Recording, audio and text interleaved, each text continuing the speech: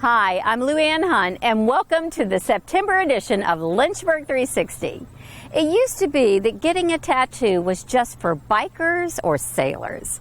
Nowadays, everyone seems to be getting some ink, and tattoo parlors are springing up everywhere as Americans spend more than $13 billion a year on tattoos. But it's easy to forget that tattooing is an art form that's taken very seriously by its practitioners. I'm Jim Harshman. Everybody calls me Jesse James. I've always been an artist. I got the freedom to do what I love. I did my first tattoo when I was 14. It was right here. I just covered it up a couple weeks ago. A large majority of tattoos have to do with recognition, sorrow. You know, it's getting past something, a marking point in their lives. There's camaraderie. You know, I'm going to get a matching tattoo with you because you're my buddy. 56 now. Got my first one when I was 50. I'm getting my portraits on my back. My mother and two daughters, a little bit work done to them. Somebody else did those on my back, and Jesse's going to fix them up a little bit better than what they are.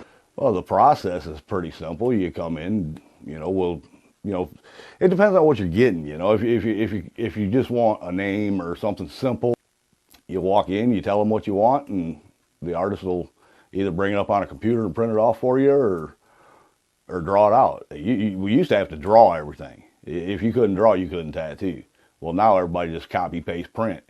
If you want a more elaborate design, like custom, that's what I do. Then you come in and we'll have a little sit down. Basically, I like to talk to my client and get inside their head a little bit and figure out what they want. The next step would be stenciling it up, most generally, getting it sized, getting the right size, the area. You got a lot of different things to think about, like, you know, the shape of their arm or whatever. If that's, you know, where are they going to get it? You know, if you're going to get something on your rib cage, you don't want it to be round.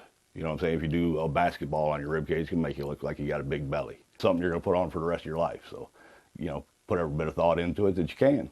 After the stencil, then I clean the person, you know, the person that's getting the tattoo will clean the area up, shave it, get free of hair and stuff. Put stencil on. Once I got the stencil on, I'll start setting up my tray with the actual inks and stuff. That's when I start getting out pigment. This is a Danny Fowler machine here at G-Force.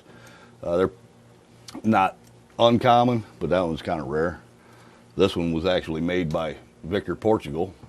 He's probably number 5 in the world, I guess. Something like that. He's an amazing artist. It's another Danny Fowler machine, liner. They're different setups. You got different springs, different tensions.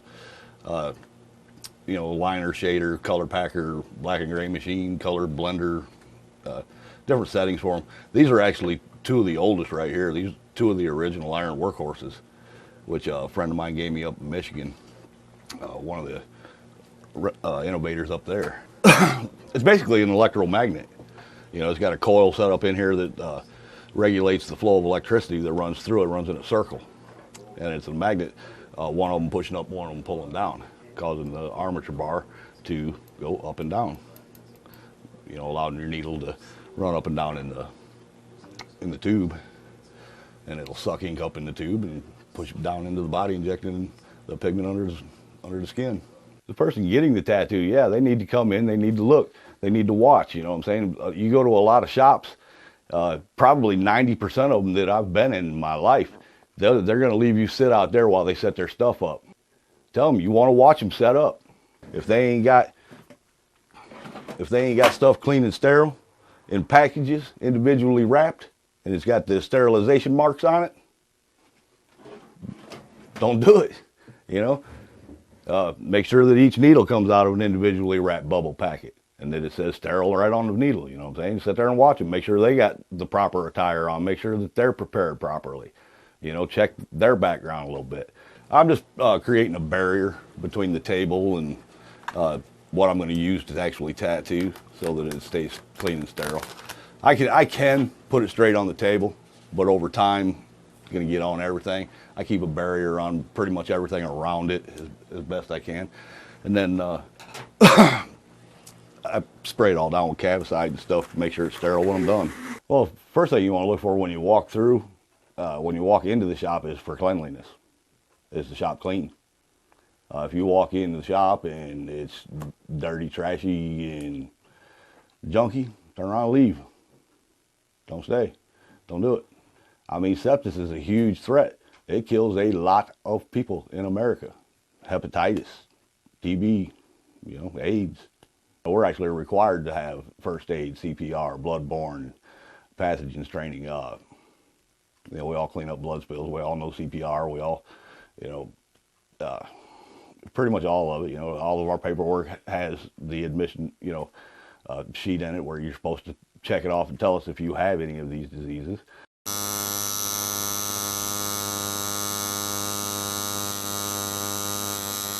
We come down from Michigan in 2008, and my wife had cancer. She told she wasn't going to make it. She wanted to come down here and live closer to her sisters. She got 2 sisters down here. So I got on the internet, it was MySpace then, and talked, I checked out the local tattoo parlors down here and had worked out something with somebody, I don't know who it was, and was supposed to go to work for them. Moved down here. We come down in tents. It was me and my 2 sons, my wife, and a pit bull. Lived at Isaac Walton Campground. I went to Inkworks to get a job, and he didn't know who I was. I didn't have a job. So just did what we had to do, man. And tattooed. I worked at welding, building houses, all kinds of stuff around here, man. Just saved up money and opened up a shop. It's been quite a road. I'm most proud of my wife. She does everything but the tattoo. She had cancer. We come down here, she was supposed to be dead. She's not. And she goes through a lot of adversity. I ain't gonna lie, it's been tough at times. But in the end, the licenses, all the certifications, all that stuff, even the building. Her and I was the ones in here for 16, 17 hours every night, doing floors, painting walls, cleaning this place up. There hadn't been nobody in this building in 15 years. It was bad. We had to replace floors, we had to replace walls, cut a hole out right here so we could see through the wall. She was there every step of the way. All these guys around here that got tattoo licenses because of me, no, they got tattoo licenses because of her. To get downtown festival, okay? This is one of my biggest achievements down here that I think is just really cool, okay? Jerry Falwell owns this town. It is what it is. And he built this place. He did a good job. He's done a lot for this community, the Falwell establishment has. We are the only tattoo company in the history of Lynchburg that's ever been invited to tattoo on Main Street, downtown, in front of everybody. And we've done it 2 years in a row, and this will be the 3rd. So I just think, they came to us and said, hey, would you like to tattoo downtown? I think that's great. That's history to me, and I think, that's breaking barriers. Lynchburg's a great place, man. I love it down here. I'm from the north, but I mean, I feel like I know these people. I got a lot of good friends around here, a lot of good friends in the community here and the surrounding communities. They've given me. I won Lynchburg's Finest, which that's not a popularity contest. That's an independent panel that I don't even know who they are. You know what I'm saying? We got that 2 years in a row. We're the only company that's ever done it. I got inducted into Lynchburg's Hall of Fame. Won the People's Choice Award by like 8,000 votes. I think, I've done so far what we set out to do.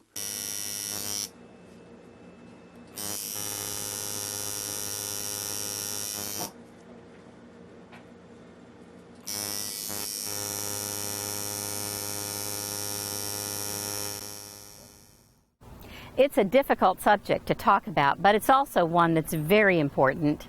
Every year, millions of women and children around the world are victims of sexual exploitation or sex trafficking.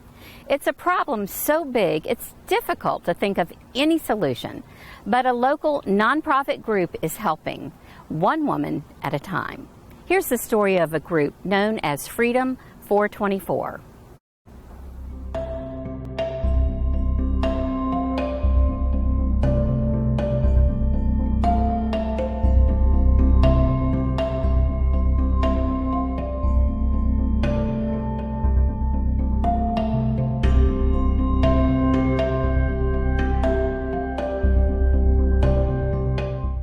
My name is Joy Cover. I'm the National Race Director. We are right now at the Freedom 424 headquarters, the office in Windhurst in Lynchburg, Virginia.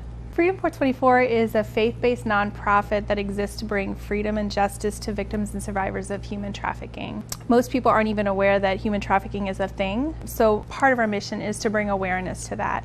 The second part is to raise funds for our partners who are fighting human trafficking.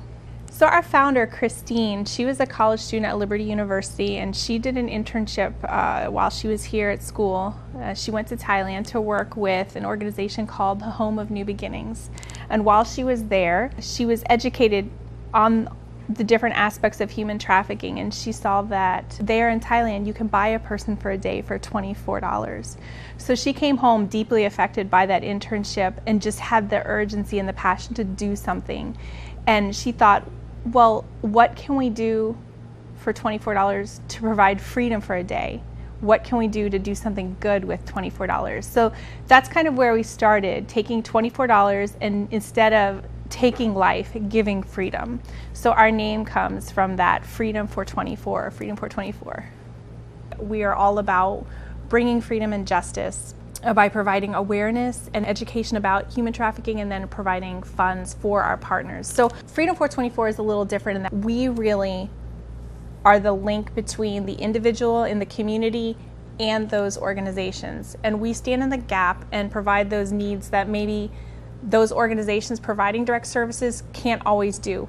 For example, fundraising. Everybody needs money. Everybody needs money to be able to operate. People think that human trafficking is, an international issue. It doesn't affect them here. But the state of Virginia was number 5 in the most calls received from the National Human Trafficking Hotline for last year in 2015. They received the highest level of calls. And that was behind 4 states that are much larger than them. So there definitely are issues that are happening in this state. So we don't see it, but it doesn't mean it's not there. So traffickers prey on vulnerability. So they look for weaknesses. They look for a need that needs to be met. So a lot of times people who are affected by trafficking or are pulled into this, they may have a need for money or a need for affirmation or are lonely. So runaways are very vulnerable to being trafficked because they may be looking for a home, a place to stay, money, food, those types of things. But to break it down into practical everyday situations, children are vulnerable to this, especially when they're using online services like social media, things like that. Girls who are looking to be accepted, who are looking to feel pretty, who are looking to feel loved, if they receive any kind of attention that makes them feel that way and they're looking for that, they can become very vulnerable to being pulled into trafficking. So knowing what your kids are looking at, knowing who their friends are and where they're going, knowing who may be on the other side. Also, we in Central Virginia, we are right in the middle of 81 and 95, and those are hubs for trafficking at truck stops. So if you ever at truck stops and see suspicious things, there's a lot of information about that online. Like there's Truckers Against Trafficking, and they actually focus on those hot spots. But we in Virginia have that. That's like a major issue with having those 2 interstates go through. So I would just encourage people to educate yourselves about what's happening around you. Make sure you know what your children are doing. Start educating yourselves about the signs to look for.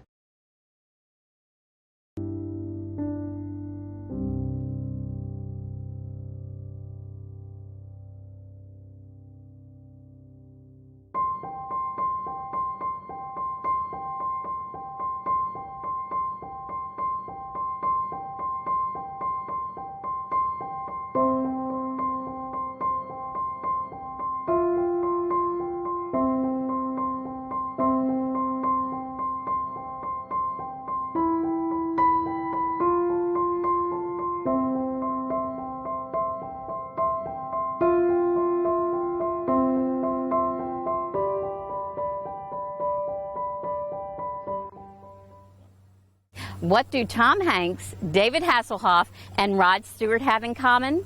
They are all model railroaders. In fact, Rod Stewart once said he'd rather be featured on the cover of Model Railroader magazine than on the cover of Rolling Stone. But you don't have to be a celebrity to enjoy what some call the world's greatest hobby. Steve Smallshaw takes us inside the miniature world of people who just love trains.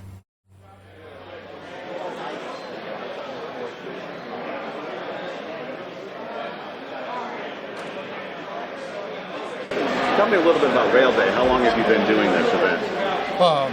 It's been quite a few years, long before I came back to Lynchburg. So I don't remember the exact year, but the club itself was formed in 58. And really this is sort of an event sort of geared towards getting other folks interested in the hobby as well as serving the folks who are already in it? Absolutely, does both. We get a lot of people come by. It's obvious that they don't have background with model railroading and so forth, but they also those who have definitely a lot of history with it. So it fits the whole group of people. Yeah. It used to be that the slogan was model railroading is the world's greatest hobby. Talk a little bit about that. Why is it so appealing to so many folks? It's appealing to a lot of folks because model railroading is so diverse. Different sizes of gauges, yes, but also some people have a lot of interest in all the facts, the details, and they can talk for hours about particular railroads and what kinds of engines they have and this kind of stuff. Others are totally void of a lot of that and are more into building particular rail cars and even building engines and building them from scratch.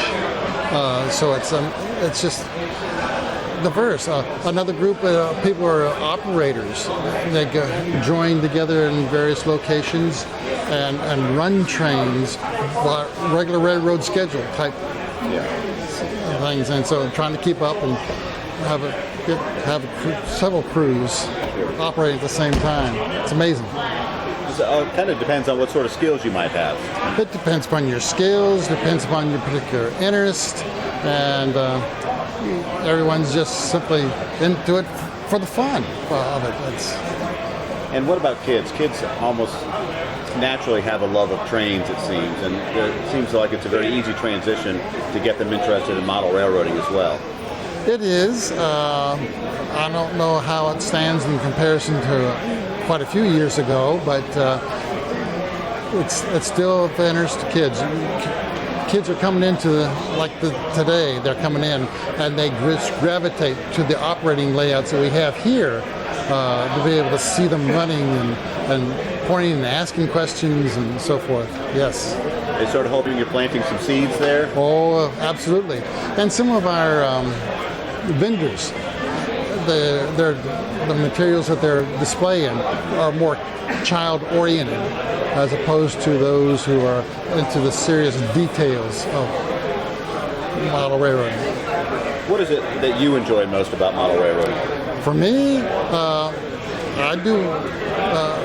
I'm building cars right now, and I have a model railroad in my basement. It's well detailed in terms of scenery and those kinds of things. So, yeah. And a lot of model railroaders will probably tell you if they have a layout, you're never really finished with it. There's always something to add, something to change. It's a hobby. Yeah. It's a hobby. It's always changing. The additions or doing anything. I didn't build any cars until just the last 10 years. It's a new dimension for me. Do a lot of model railroaders also have a real interest in trains in general and in the railroad industry, especially around Central Virginia? Oh, absolutely. Absolutely. And a lot of them are interested in particular railroads that no longer exist. So a lot of the logging railroads that are up in the mountain areas, especially. So it's quite, like you said earlier, diverse interest. in some sense, you're keeping history alive then. Oh, yeah, yes. In fact, the group that sponsors this event is a historical society chapter right here, Blue Ridge chapter of the National Railway Historical Society. So, what do you hope folks get out of a visit here on Rail Day? What do you hope they leave here with? I would hope that they would come and find some excitement to boost their interest in railroads somewhat. Railroads are becoming more vital, I think, to our economy right now than they have in the last 20 or 30 years. And so I think it's very good to increase their interest in things, the excitement in it, and hope some of them really get back into a hobby of it. How long have you been doing this? I've been model railroading, I think, since before I was born, and starting to sell now for the past few years. What got you into the hobby? Like everybody else, had that Lionel under the Christmas tree, and just enjoyed it and kept getting big. The saying is about the only difference between boys and toys is the price of them. And now you've obviously got a layout of your own, and yes, and you're a dealer. Yes, and you're from Cincinnati, but you come to Lynchburg every year. Yes, I have been for about the past 5 or 6 years, I guess. Yeah. How's Rail Day treated you? Pretty well? Wonderful, good. The promoters are always excellent, and that always helps. Excellent. And part of the hobby is getting kids involved and getting kids interested. How do you do that? This is going to sound like I'm bragging a little bit, and I wish more of the vendors would do this, and this is a sad shame. We old guys are the ones that are in the hobby, and you don't see the young kids. And what I do, if I can get a kid interested, I can lower the price a little bit. That would really make me feel good if I thought that got that little guy interested down the road. Yeah, you got to keep the hobby growing. Yes, absolutely, absolutely. What is it about model railroading that this has kept you interested so long? Oh, that's hard to say. I enjoyed it as a kid growing up. Then you get to go out there and watch the real ones run. You get to go downstairs in your basement, and you're the king of that empire. And then watching them run, like I say, and then you always buy way more than whatever you need. And then you have to start selling some of them. That's when you become the dealer. That's when you become a dealer, yeah. You're a modeler for a while, and then you become a dealer. Yeah. And you never really finish with a layout. Never. No, that's true. The saying is you never finish. That's it for this edition of Lynchburg 360. Remember, school's back in session, so keep an eye out for kids and buses on your daily commute. And don't forget to take some time to enjoy the view.